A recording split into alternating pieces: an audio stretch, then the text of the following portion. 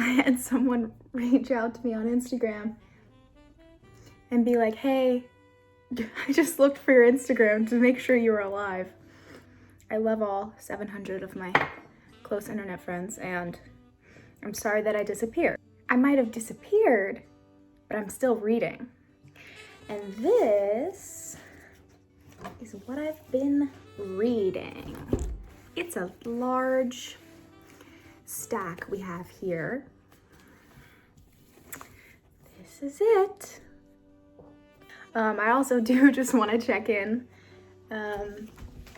because I do feel like you guys are some of my good friends that I made last year. So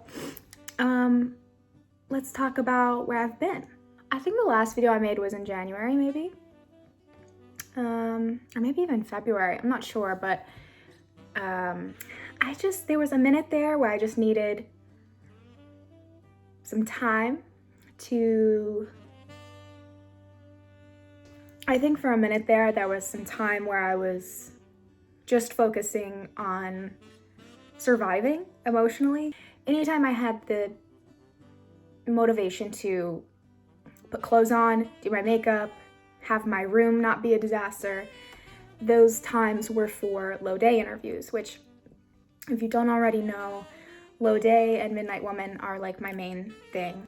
I have like a normal 9-to-5 job, but my main like passion projects and hobbies are midnight woman and low day, and low day more so lately, I would say, because we did a redesign on both of them. They're 2 websites, 2 online platforms. And so I've just been doing a lot of interviews for Low Day. And if you aren't familiar with Low Day, it's an online series of interviews by me.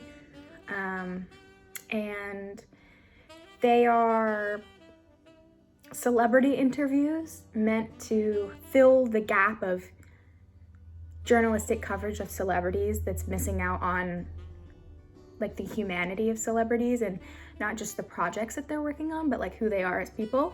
And it's one of my favorite things I've ever done. And we've really been ramping up in the new year, doing interviews. We have some really good ones coming up. I'm very excited. Usually when I've been sitting here filming or on Zoom, it's been for Low Day, not for Booktube. But today, you have my full attention. And I do want to talk, these aren't even all the books that I've read, but these are kind of like the ones that I have on hand and the standouts, I would say. So yeah, let's get started.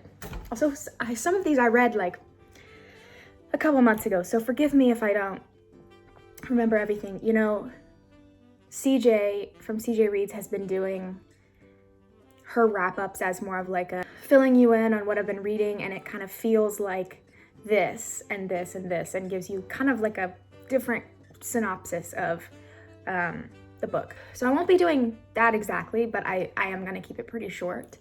So I think I should start with this one. I think this was one of my first reads of the new year.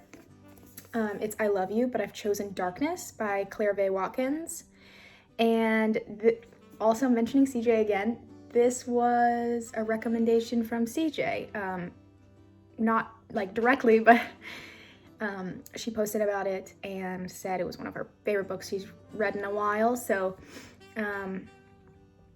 also the blurb on the front is Jenny Awful, so that's my girl. It's kind of like autofiction, so I think a lot is based on Claire Watkins' life, but there's some fiction in there, and yeah, it's just super interesting. It's about a mother who kind of has postpartum and leaves behind her daughter to go on a trip, and doesn't want to come back. And her father was like part of the Manson family cult, and it's very much based like deep within the desert in America, in the West, and it has that tangibility to it. Like, it feels dusty, it feels dirty, it feels hot and fiery, and I think that Claire Watkins, her writing is just phenomenal. Her ability to bring you to the place and to the person that she's writing about is really, really visceral. And I would definitely recommend this. There was some of it that I felt like challenged me, like belief-wise, and like just societally, I think. Like the idea of leaving your child is something that I think is hard for some people to face. And I don't have a child, but still, some of the decisions of the main character in this book were kind of interesting to grapple with and read about. And yeah, I would just say it's a roller coaster from beginning to finish, but extremely visceral, detailed, and in the middle of the desert writing. And I really like this. I would recommend this 1000%. Let's talk about Detransition, Baby by Torrey Peters. I had a couple people ask me how I felt about this. One friend from the LGBTQIA plus community asked me, you know, how did you feel about this? And obviously I can't speak from that perspective. I'm straight, but not narrow, you know? But I'm not part of the queer community. So reading this, I would say, was mostly a learning experience and the ability to, you know, I've said this before on this channel, but my favorite part about reading and about fiction is the practice of putting yourself in someone else's shoes, really like exercises our muscle of empathy within our mind and our heart. And that's why I love reading books like this, because this is very different from my normal everyday experience as a cis white middle-class woman in America. And yeah, I'm always grateful for an opportunity to be challenged and be educated on things that I don't know much about. So this is about 3 women, transgender and cisgender, whose lives collide after an unexpected pregnancy forces them to confront their deepest desires. It was wonderful. From my point of view, I feel like I learned a lot. It brought up a lot of arguments and things that caused me to think about what I believe about love, about sex, about gender. And it's about 3 people, and you know, even in normal novels, there's character development, but there's literal character development with these people and what they're choosing to identify as and what they're choosing to be in their life and in their hearts and in their romances. So I thought that was really interesting, and it added a whole other depth to it that I think maybe some books lack when they're not directly focusing on identity or gender. But yeah, I mean, I really liked this. I don't know if I underlined anything in it. Oh, there's actually a part that I starred in here that is about celebrities, which I think is really interesting because I very, on a small level, work with celebrities when I interview Lode. Not in a large way by any means, but this paragraph was like really spot on. It says, Jen was obviously a true transsexual. Amy had never met a trans girl in person, and her fascination with Jen bordered on painful. Look at her. She looks like a girl. She sounds like a girl. More than that, Amy thought, she wanted something from Jen. Something like sexual attraction, but shaded differently. Something closer to the thrill she felt when a celebrity passed by, of a nameless wanting in the direction of that celebrity. The abstract beckoning that celebrities exude. The gravitational pull of their fame that tugged at Amy so that she felt anxious to be close, to be seen, to be valued. To feel those celebrity eyes move without friction across the smooth surface of a clamoring fandom, then suddenly catch upon her, stop dead, and return her gaze. That moment of mutual recognition, that's the only way to have your existence stamped valid, to transcend the anonymity of mere fan, an inconsequential gawker. Jen's was a non-celebrity celebrity that Amy could feel, a pull that maybe only she could feel. Amy kept turning to see where in the store Jen was. yeah, there were moments like that that really zeroed in on a moment or a thought and offered some serious wisdom and good writing. So I really enjoyed this. Obviously, it was really popular like last year, maybe the year before too. I don't remember when this came out, but I think it's pretty recent. But I really liked this one, and I've thought about it a couple times since reading it. Another book that I have been thinking about is Dolly. My girl, Dolly. Dolly Alderton. I've talked about one of her books before. I read Ghosts, which is her fiction. This is Dolly Alderton's memoir, Everything I Know About Love. It's actually being made into a show, I believe, which is very cool. I loved this book. It was all about reflection and growth and being a woman and finding yourself and finding love. And I feel like something that stood out to me when I was reading it was that I think it would have impacted me more had I not been coming off of this very intense period of life where I was in therapy and I was doing a lot of self-reflection. Because Dolly talks about that a lot in this book, and I think people who read this book, it gives them an excuse to also do the same and think about, well, this happened in my life, so how do I handle these sorts of things? And there were some really profound realizations that Dolly made that I feel like I've also made similar realizations in my own life. And if I hadn't, like recently, I think this would have been more like impactful, but it still was absolutely incredible. I'll probably reread this like next year. I'll probably reread this every year. And I just thought it was lovely. And Dolly is a beautiful writer. And she's very much a writer that there's more than meets the eye. There's more beneath the surface of her writing. And I will say, this is the book that's like stuck with me more than any book in recent reading history for me. I've brought this up in like 2 Low Day interviews this year. Yeah, there's just some nuggets in here that she just like nails. I've probably underlined some things so I can tell you. Oh, there's a chapter called Florence, and it's about one of Dolly's good friends that passes away. And at her funeral, I believe, Florence's best friend did a reading of a breathtaking piece Florence had written for her yearbook page.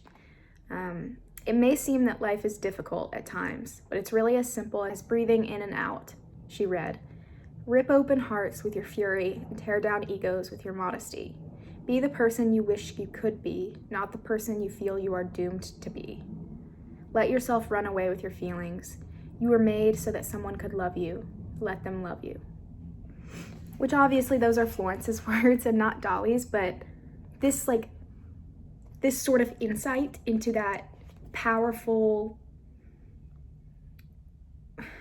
nuanced experience of having someone that you felt so close to pass away is something that I think I really related to, because that happened to me last year, and that's an insight we only could have gotten from Dolly at this time in her life. You know what I mean? She wrote a lot about therapy in the last half of the book, and pretty much echoed my own thoughts about talk therapy. In the chapter My Therapist Says, she writes, while my closest friends were encouraging of the process, soon it became apparent that self-examination made me boring to the wrong people. I started to drink less and less, always questioning whether I was doing it to have fun or doing it to distract myself from a problem.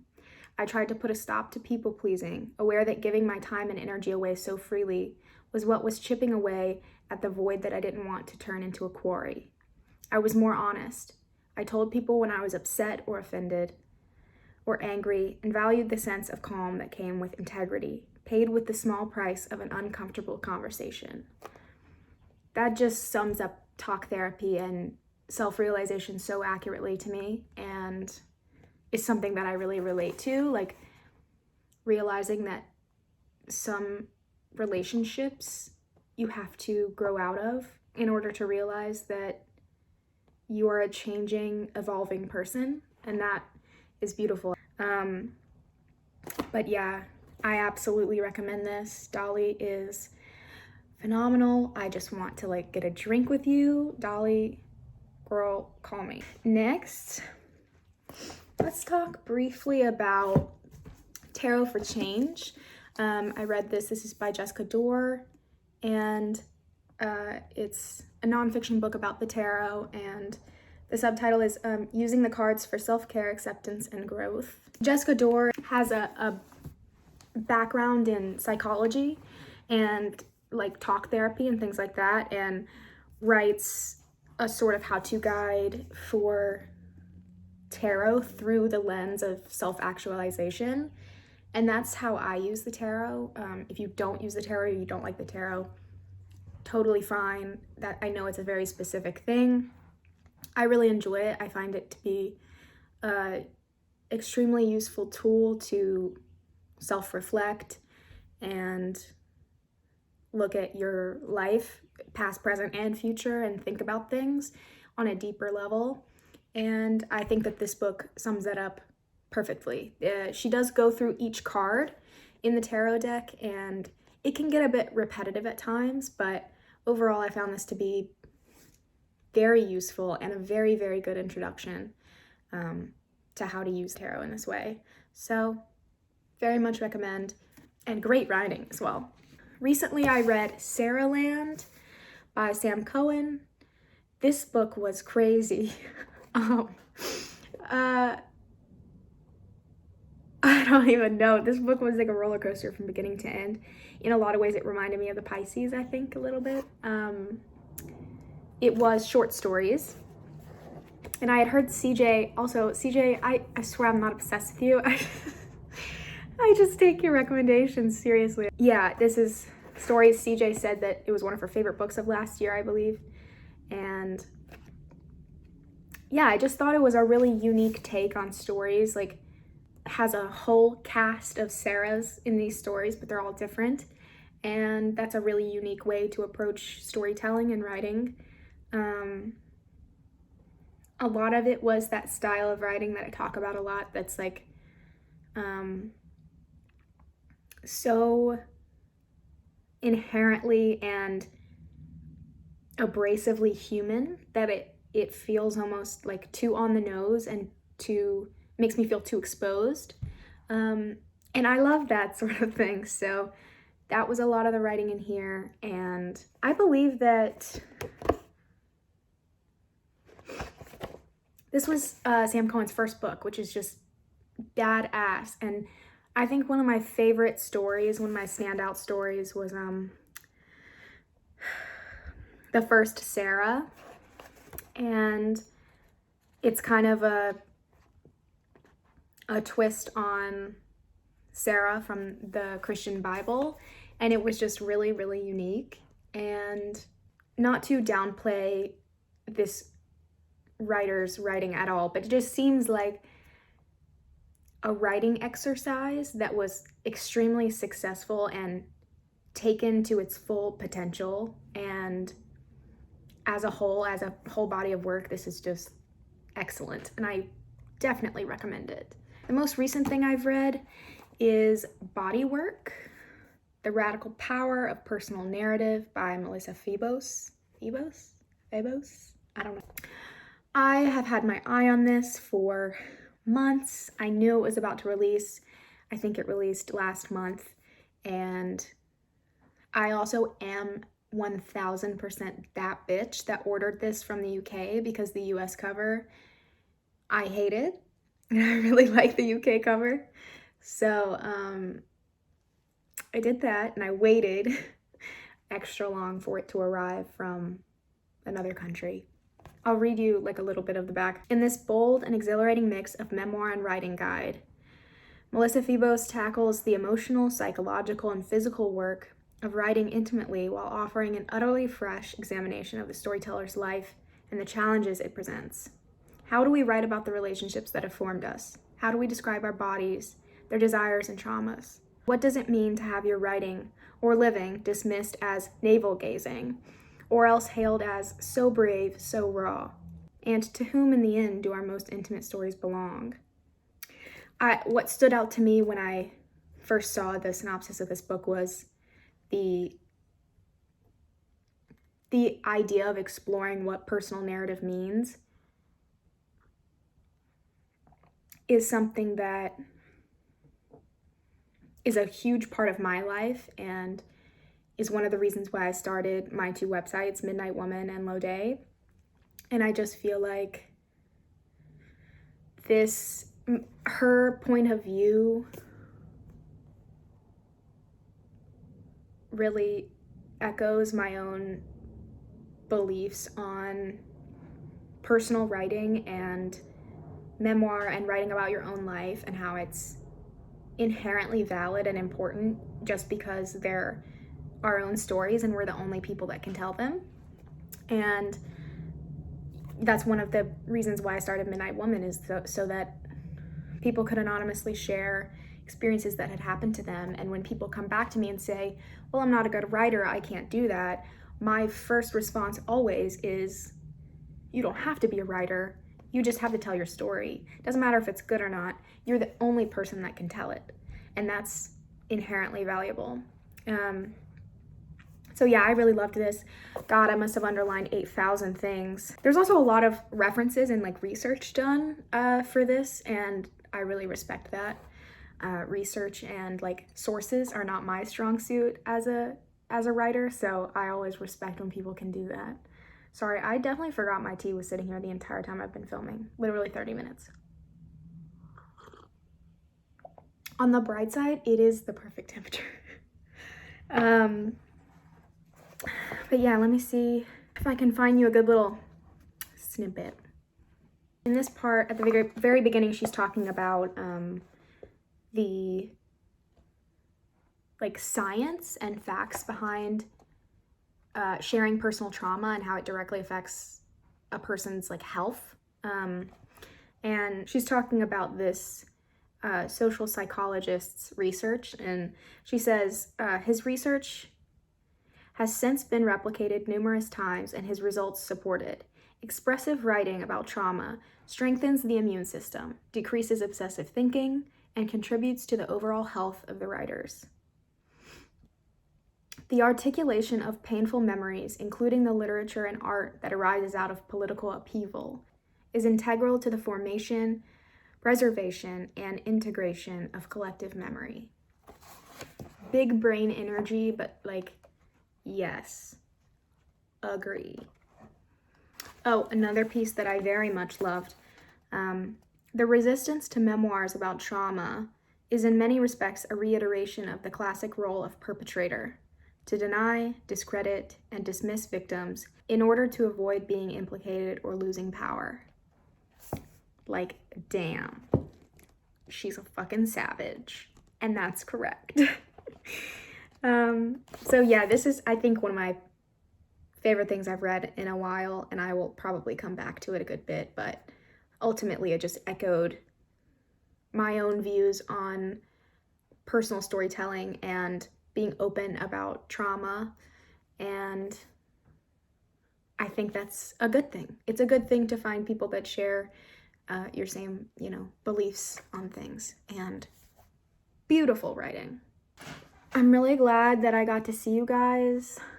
I've missed you.